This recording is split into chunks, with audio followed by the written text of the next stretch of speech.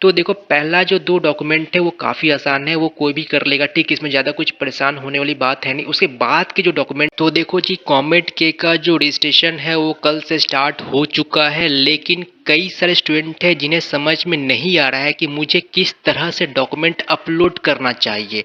अब जैसे कि मैं फिर से बात बता दे रहा हूँ कि देखो एक बार तुम सबमिट का बटन पर क्लिक कर दिए, तुम जैसे देख सकते हो यहाँ पर लिखा हुआ है सबमिट, उसके बाद तुम एडिट या मॉडिफाई नहीं कर सकते हो, तुम्हें दोबारा से मौका नहीं दिया जाएगा उसको सुधारने के लिए, एंड तुम्हें चॉइस फिलिंग का भी मौका नहीं दिया जाएगा।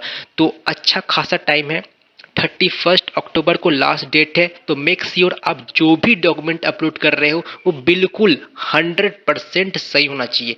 तो ये वीडियो जो है ये डिटेल में मैं बताऊंगा कि आपको हर एक डॉक्यूमेंट कैसे अपलोड करना होगा, ठीक है। एंड जैसे कि हम लोग का एक पर्सनलाइज्ड हेल्प डेस्क है, तो तुम्हें कुछ भी हेल्प चाहिए तो हम लोग का phone call support and zoom meeting support रहेगा, जो कि तुम्हें काफ़ी हेल्प होगा कॉमेंट के रिगार्डिंग। एंड ये टिल एक्सक्लूसिव राउंड तक चलने वाला है, तो अगर तुम चाहो तो उसे एनरोल कर सकते हो। तो देखो पहला जो डॉक्यूमेंट है वो क्या लिखा गया है, कैंडिडेट आईडी प्रूफ। अब देखो आईडी प्रूफ ऐसा नहीं कि आप कोई भी अपलोड कर सकते हो, देखो यहाँ पर ये मेंशन नहीं किया कि आपको कौन सा आईडी प्रूफ अपलोड करना है। तो जैसे कि देखो मैं तुम्हें दिखाना चाहूंगा, देखो यहाँ पर क्या लिखा गया है, PAN, passport, voter ID, driving licence और any other government ID proof. लेकिन लेकिन देखो क्या लिखा गया, as declared by candidate in application form. अब सपोज तुम एप्लीकेशन फॉर्म में मेंशन किए हो आधार कार्ड, अब तुम अपलोड कर दिए पैन कार्ड, तो तुम्हारा जो डॉक्यूमेंट है वो रिजेक्ट हो जाएगा, तुम्हें मौका नहीं दिया जाएगा उसको सुधारने के लिए। तो जो एप्लीकेशन फॉर्म में मेंशन किए हो उसी को ही अपलोड करना पड़ेगा। अब डाउट ये है कि सपोज जैसे पैन कार्ड हो गया, आधार कार्ड हो गया, उसका दोनों साइड होता है, ठीक है। अब देखो तुम क्या करो, तुम स्कैन कर लो एंड उसको एक ही फाइल में मर्ज कर दो, ठीक है। मतलब काफ़ी सारे ऐप आते हैं, तो मैं ऐप का नाम मेंशन कर भी दिया हूँ।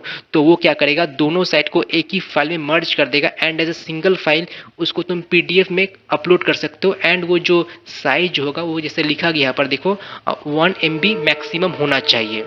अब जैसे सेकेंड जो डॉक्यूमेंट है वो क्या है, डेट ऑफ बर्थ प्रूफ, ठीक है। तो देखो यहाँ पर तुम्हें क्या क्या अपलोड करना होगा, तो क्या क्या अपलोड कर सकते हो, ठीक है। तो जैसे कि तुम देख सकते हो यहाँ पर क्या मेंशन किया गया है, पैन कार्ड हो गया, पासपोर्ट हो गया, वोटर आईडी, ड्राइविंग लाइसेंस और any other government issued in proof या 10th स्टैंडर्ड मार्क्स कार्ड। तो बेटर रहेगा कि आपका जो 10th का जो मार्क्स कार्ड है वो अपलोड कर दो, उसको स्कैन करना पड़ेगा। देखो हर एक डॉक्यूमेंट को तुम्हें स्कैन करना पड़ेगा, ऐसा नहीं कि मोबाइल से फोटो खींचे और अपलोड कर दिए, ठीक है। स्कैन डॉक्यूमेंट होना चाहिए एंड उसका जो साइज है वो मैक्सिमम 1 MB होना चाहिए। अब देखो कई सारे ऑनलाइन वेबसाइट होते हैं, मैं तुम्हें बता भी दूंगा कि हाँ किस तरह से कंप्रेस करना चाहिए, ठीक है। तो वीडियो को एंड तक देखो, मैं भी वो डिस्कस करूंगा। तो सिंपली आप यहाँ पर 10th का जो मार्क्स कार्ड है वो अपलोड कर दीजिए, तो ये हो जाए। तो देखो पहला जो 2 डॉक्यूमेंट है वो काफ़ी आसान है, वो कोई भी कर लेगा, ठीक, इसमें ज़्यादा कुछ परेशान होने वाली बात है नहीं। उसके बाद के जो डॉक्यूमेंट है वहाँ पर काफ़ी कन्फ्यूजन हो रहा है, तो देखो ये क्या है। अब जैसे थर्ड नंबर जो डॉक्यूमेंट है वहाँ पर क्या मेंशन किया गया है,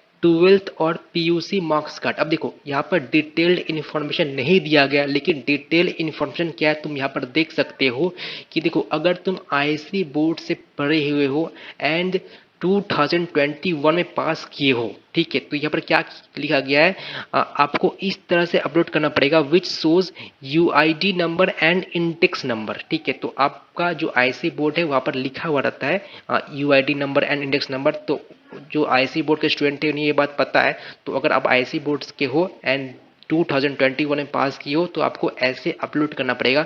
एंड अगर तुम आईसी बोर्ड से पढ़े हुए हो लेकिन 2021 से पहले पास किए हो, देन आपको डिजी लॉकर वाला अपलोड करना पड़ेगा जहाँ पर क्यूआर कोड शो कर रहा है, ठीक है। अब देखो अगर तुम आईसी बोर्ड से नहीं पढ़े हो, सीबीएसई हो गया या कोई और स्टेट बोर्ड से पढ़े हुए, तो तुम्हें सिंपली डॉक्यूमेंट को स्कैन करना है एंड अपलोड कर देना, ज़्यादा परेशानी वाली बात है नहीं। ऐसा नहीं कि क्यूआर कोड ये सब वगैरह अपलोड करना पड़ेगा। तो आपको ये पॉइंट क्लियर हो गया होगा कि जो थर्ड नंबर जो डॉक्यूमेंट है वो कैसे अपलोड करना पड़ेगा। मैं फिर से बता दे रहा हूँ कि देखो 12th का मार्क्स कार्ड आपको अपलोड करना पड़ेगा, सिंपली स्कैन कीजिए एंड अपलोड कर दीजिए, ठीक है। लेकिन अगर आईसी बोर्ड से पढ़े हुए हो देन आपको वो सब चीज़ ध्यान रखना चाहिए। अब देखो जो फोर्थ नंबर जो डॉक्यूमेंट है वो सिर्फ और सिर्फ सीबीएसई स्टूडेंट लोग के लिए ही है, और कोई मतलब स्टूडेंट लोग के लिए नहीं है। तो अगर तुम सीबीएसई से पढ़े हुए देन तुमको ये अपलोड करना पड़ेगा एंड ये कंपलसरी नहीं है। मैं फिर से बता दे रहा हूँ कि जो 4th नंबर जो डॉक्यूमेंट है ये कंपलसरी नहीं है, ये आप अपलोड कर भी सकते हो नहीं भी कर सकते हो। तो अगर आपको अपलोड करना है तो क्या करना है, तो देखो सीबीएसई बोर्ड से हो तभी करना, okay. And admit card of class 12th या marks card of class 12th, ये दोनों में से कोई एक अपलोड करना पड़ेगा। Admit card of class 12th या marks card of class 12th of only for CBSE downloaded from DigiLocker showing QR code, ठीक है। अब जो हम लोग का लास्ट नंबर डॉक्यूमेंट है 5th डॉक्यूमेंट, वो क्या है, अदर डॉक्यूमेंट और इम्प्रूवमेंट मार्कशीट। तो देखो अगर तुम फिर से दोबारा से एग्जाम दिए हो तो आप वो अपलोड कर सकते हो। अदरवाइज आप अगर कोई रिजर्वेशन कैटेगरी से बिलोंग करते हो, ठीक है, तो आपको इसको यहाँ पर अपलोड करना पड़ेगा, ठीक है। तो आप समझ गए होंगे कि अदर डॉक्यूमेंट जैसे हो गया रिजर्वेशन कैटेगरी, वो मैं बता रहा हूँ, ठीक है, या कोई इंप्रूवमेंट एग्जाम तुम दिए थे दोबारा से नेक्स्ट ईयर, तो वहाँ का जो मार्कशीट है वो अपलोड करना पड़ेगा। वही सेम प्रोसेस, स्कैन कीजिए एंड अपलोड कीजिए। उसके बाद आपको सिंपली यहाँ पर चेक करना होगा एंड सबमिट करना होगा।